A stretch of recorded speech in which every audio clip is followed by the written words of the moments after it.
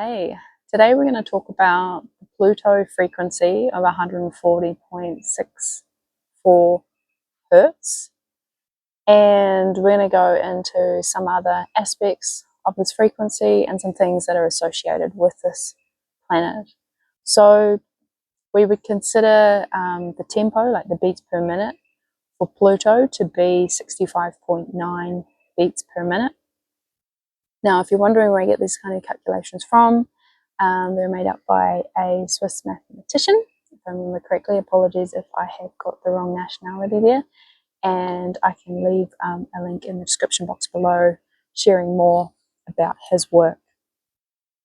Now, the colour that this frequency would often be associated with would be a blue to green. So a mixture of those two there on the spectrum of blue to green. And often we would associate this with the archetype of Pluto. It's also harmonically attuned as well to the moon and Neptune, which is interesting. And all three of those are probably considered quite intense in a very similar way. And the effect that this Pluto frequency can have is related to transformation, rebirth, spiritual growth. It's here to strip away the superficial, assists you with confronting your shadows, heals wounds, and helps you emerge stronger and wiser.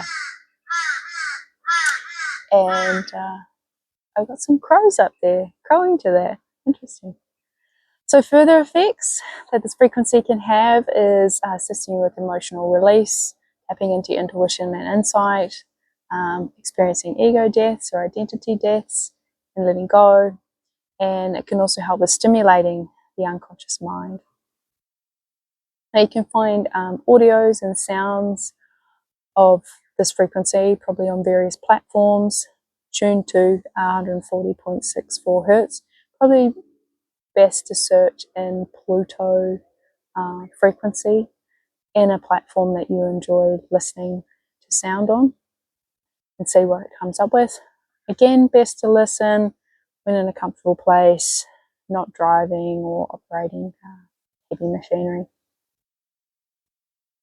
So the power of Pluto is probably what many would consider to be the most intense. I mean, we're talking here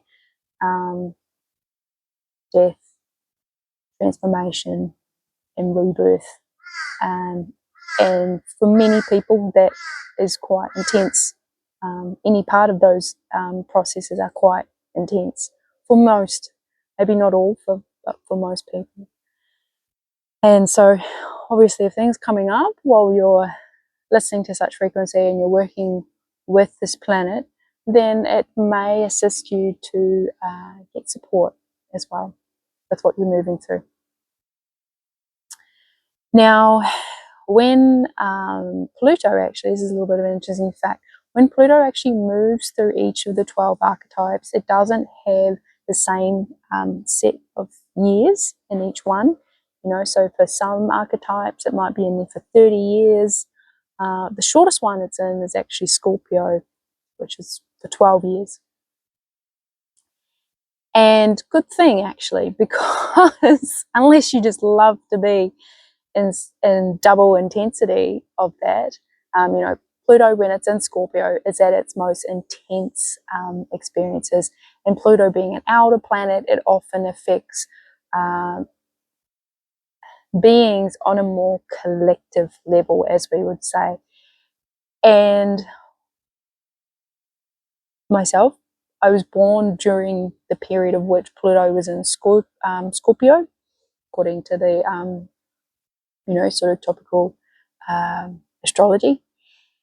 And yeah, so there's a whole generation of us, you know, when we're looking at Pluto placements, we're looking at whole generations of people that'll have particular attributes or skills related to what that was coming through, and obviously challenges as well. And so, well, Scorpio, you know, Pluto and Scorpio being there together, there's often a revelation or a bringing to the surface the shadows of sexuality. There can be other themes as well, but Pluto, when it's in each of the archetypes, it brings up shadows of that. You know, when we had a look at Pluto being in Capricorn, that was this whole like global financial crisis that kicked in 2008. Just recently moved into Aquarius, so we're going to see a whole lot of shadows around technology. Now, I've really simplified that. There's a lot more to it than just that. But yeah, when I was born and in that generation of Pluto and Scorpio, we can see the shadows of sexuality. And in particular, if I can put the examples of AIDS as being one, and then also the pedophilia in the churches that were being exposed at the time. So you could say it's coincidence, yeah. But I do find it quite interesting that we can look at this planet and see particular themes that were happening collectively around the globe. So yeah, another fun fact: Pluto got its name from the well, it's actually got its name from the Roman god Hades, which is what we would call like the Greek god of the underworld. Now, I don't personally know a lot about that sort of story. You're welcome to go and do your own research on that. And there'll be some other cultural associations that you may find as well, which is interesting because according to science, we could only see Pluto through a telescope up to very recently. You know, really only in the last like 150 years has the telescope been able to see Pluto. Yet you may find that there's actually some cultural stories related to this planet. And that's when it can lead you into the questioning of the supposed linearity or the linear mindset that we have about human evolution, and that we're only continuously always progressing. Whereas, yeah, there may have been other wisdoms that other times and other peoples were tapped into that only our science is now showing us. Yes, I'll leave that here. If you've got any questions about this frequency, welcome to ask. So you can leave it in the comments down below. And this is the last planetary frequency vlog for this series. So stay tuned to see which series we move through next.